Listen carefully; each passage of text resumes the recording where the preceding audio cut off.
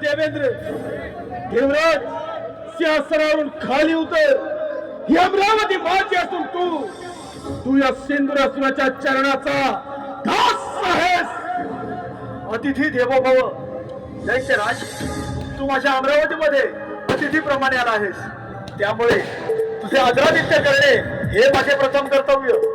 परंतु एक गोष्ट सदैव ध्यानात ठेव, हे अमरावती मिळवणे एवढं साधा आणि सोपं नव्हे. एक सहस्र शोधे यज्ञ पूर्ण करून हा देवराज त्या इंद्रपदावरती विराजमान झाला आहे. माझी तुला विनंती आहे, माझ्या अमरावतीमधून माघारी जा. देवेंद्र, सिंधुरासुर तुझ्या अमरावतीमध्ये आला, तू मोठा देण्यासाठी नव्हे, तुझ्या छाताडावर पाय लावून तुझ्या सुवर्ण सिंहासनावर सत्ता प्रस्थापित करण्यासाठी. दैत्यराज, ज्या मनसुबेने तू माझ्या अमरावतीमध्ये आला आहेस, तो मनसुबा हा देवराज इंद्र कधीच पूर्ण होऊ देणार नाही. वरदानाच्या सामर्थ्यावर या देवराज इंद्राला युद्धाचं आव्हान करू नकोस. एवढं सामर्थ्य तुझ्या तपोबलामध्ये असेल तर आव्हान करतो तुझ्या सामर्थ्याला. या रणांगणामध्ये कशाला देवेंद्र, आज त्या युद्धाची समरभूमी